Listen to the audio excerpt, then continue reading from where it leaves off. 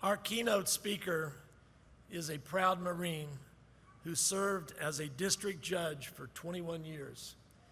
He presided over more than 500 jury trials, including the state trial of the Oklahoma City bombing case. He promised a fair trial and said if there was not going to be a fair trial, there would be no trial. His goal was to conduct a trial that did not result in appeal, and he was successful.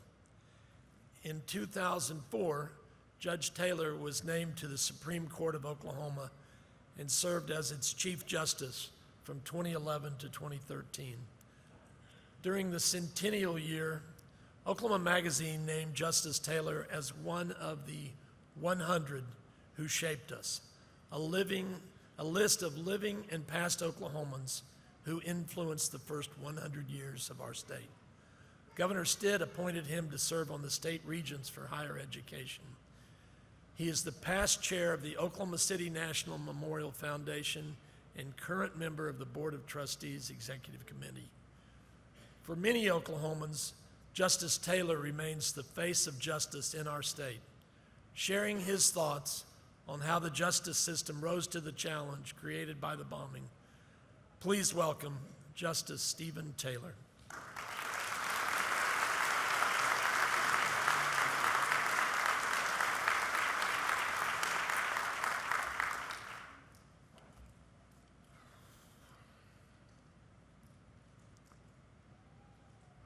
Once a year on this day, on that hallowed and sacred place, we gather to remember those who were killed, those who survived, and those changed forever.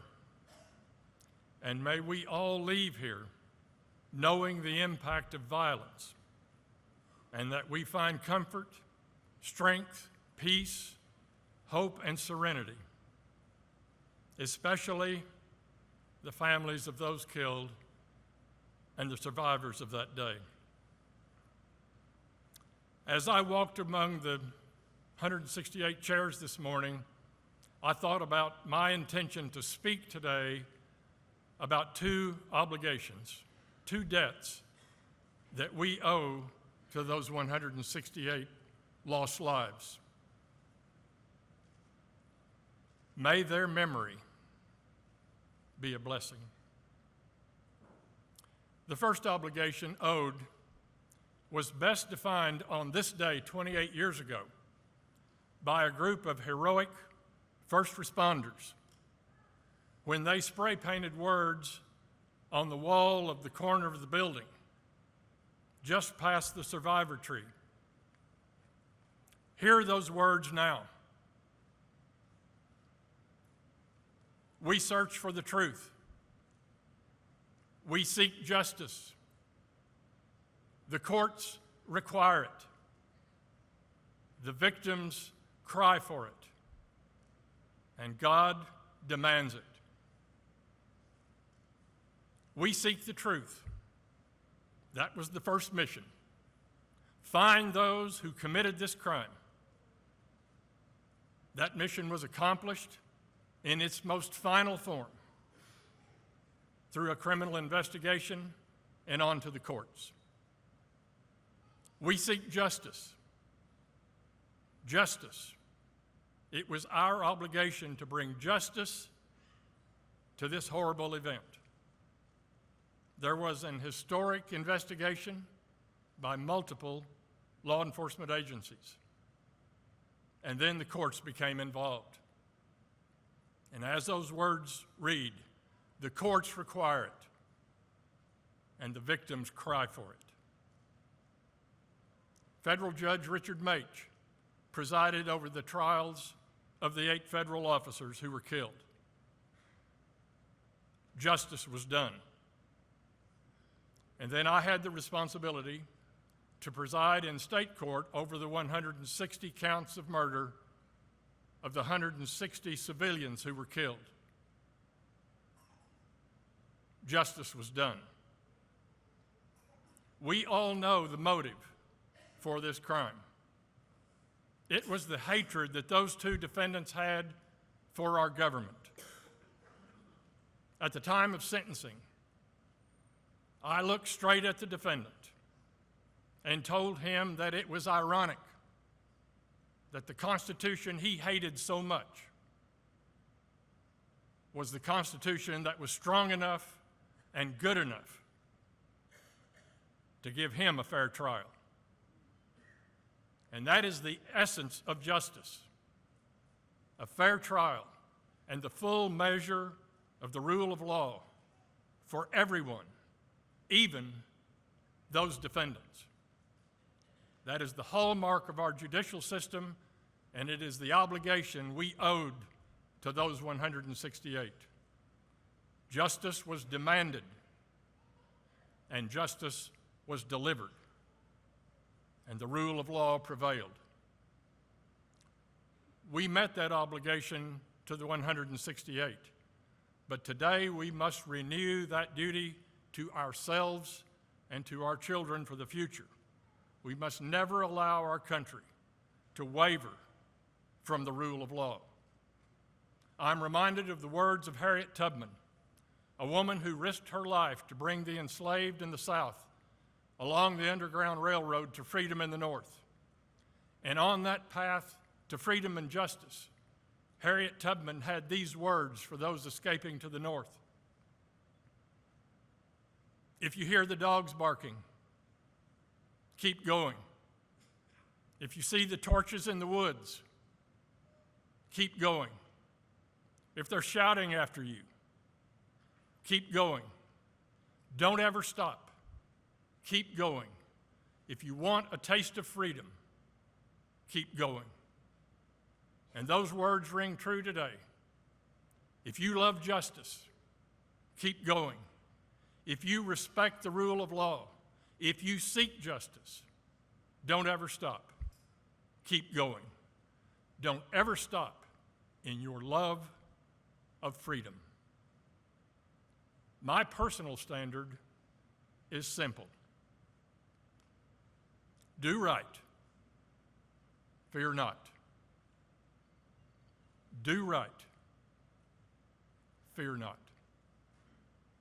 The second obligation, the debt that we owe to those 168, is to carry on with one of the missions of the Oklahoma City National Memorial Museum: to teach and practice nonviolence and to work toward better conversations in our daily lives. Some call it civility.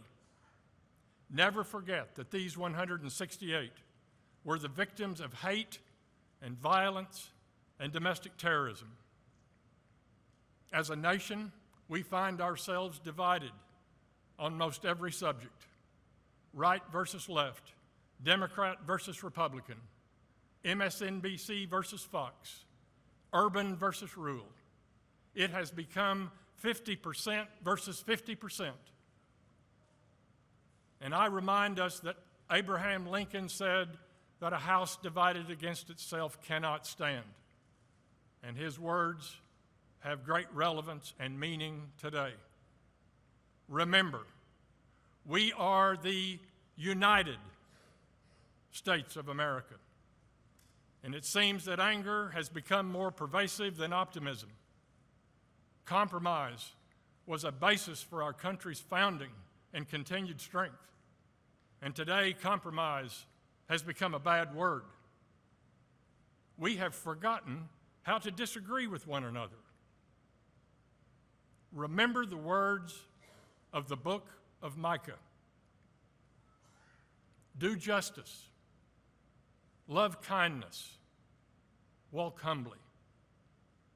Let us resolve today to leave this sacred, hallowed ground with the words of Micah as our guide.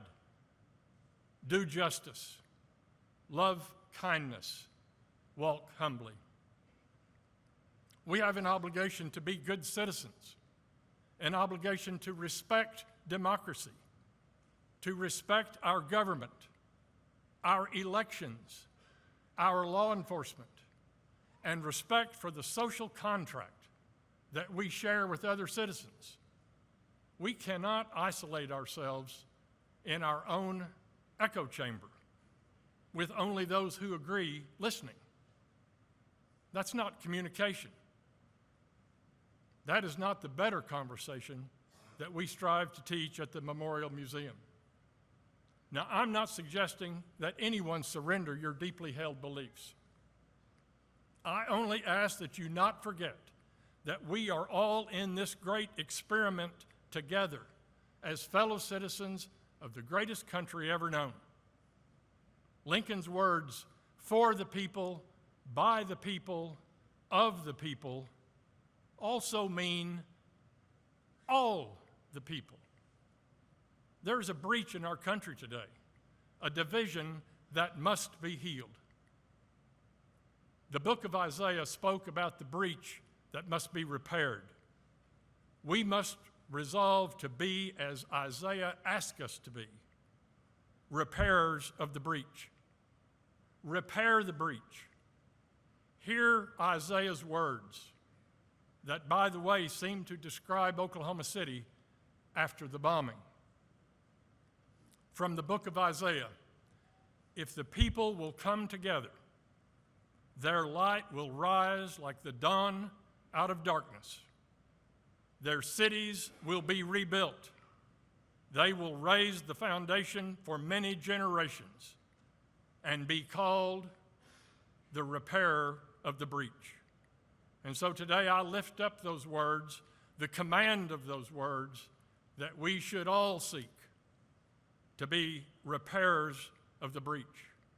We as a people must resolve that we repair the breach through kindness, respect, dignity, understanding, and better conversations.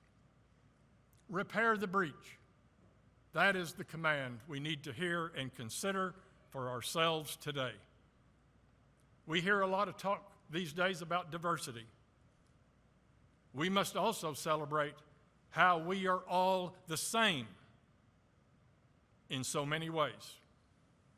Repair the breach. I close today with the words of Winston Churchill, one of the greatest leaders of the 20th century. He was giving a speech in his later years, and he closed the speech with these words: "Never give up." And he turned to take his seat, and he sensed that the crowd did not receive his message. So he turned back to the podium, waited for there to be silence in the meeting room, and he said, "Never give up. Never, never, never." And he sat down, and his message was received, and I borrow it today. Never give up. Never give up on your dreams, your hopes, your happiness. Never give up on love, the goodness of people, the greatness of our country. Never give up on freedom, justice, kindness, and your faith. And never give up on yourself. Never.